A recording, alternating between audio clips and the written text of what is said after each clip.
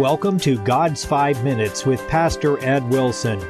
Reach him at GodsFiveMinutes@gmail.com. Now, here's Ed Wilson with God's 5 Minutes. Hello, friends. John wrote this concerning Palm Sunday, John 12:20, and there were certain Greeks among them that came up to worship at the feast. They came therefore to Philip, which was of Bethsaida, and desired him, saying, Sir, we would see Jesus. Philip cometh and telleth Andrew, and again Andrew and Philip tell Jesus. Jesus answered them, saying, The hour is come, that the Son of Man should be glorified.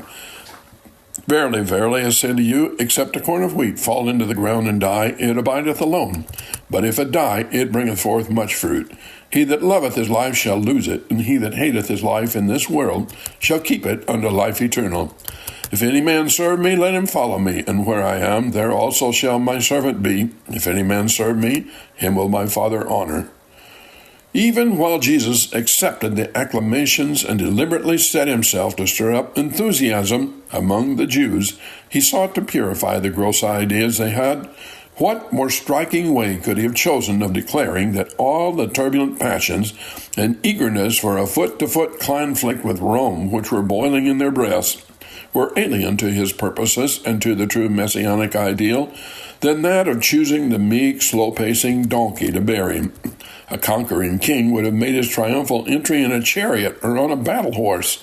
This strange type of monarch is thrown on a donkey. It was not only for a verbal fulfillment of the prophecy, but for a demonstration of the essential nature of his kingdom that he thus entered the city. The question asked by the Greeks in this passage contrasts remarkably with the rest of it, and yet is, in one aspect, a continuation of it.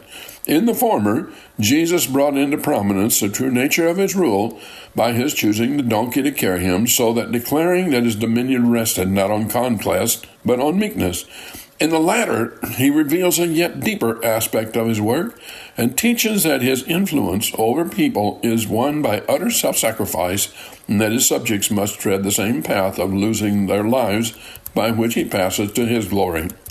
The details of the incident are of small importance as compared with that great and solemn lesson, but let's note a little bit about them. The desire of a few Greeks to see him was probably only a reflection of the popular enthusiasm. The addressing of the request to Philip is perhaps explained by the fact that he was of Bethsaida and had probably come into contact with these Greeks in the neighboring Decapolis on the other side of the lake.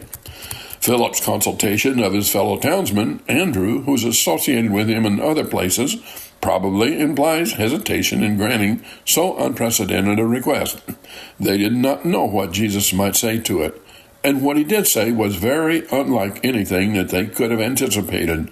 The trivial request was a narrow window through which Jesus' yearning spirit saw a great expanse. Nothing less than the coming to him of myriads of Gentiles, the much fruit which he immediately speaks, the other sheep whom he must bring. The thought must have been ever present to him, or it would never have leaped to utterance on such an occasion. The little window shows us, too, what was habitually in his mind and heart. He, as it were, hears a striking of the hour of his glorification, in which expression the ideas of his being glorified by drawing people to the knowledge of his love, and of the cross being not the lowest depth of his humiliation, but the highest apex of his glory, as it's always presented in the gospel, seem to be fused together. In this simple sentence, we find a question suitable to fit the tongue of humans from all the generations since, as well as for you and I today. When Jesus heard these words, he looked out and saw fields already ripe to harvest, looking beyond the borders of Israel out in the Gentile world, where there were so many souls that he longed to bring to him, and he was eager to hear the words from them through the generations from you and me, Sir, we still would see Jesus. Have you talked to God today? You have been listening to God's 5 Minutes with Pastor Ed Wilson. Reach him by email at GodsFiveMinutes@gmail.com.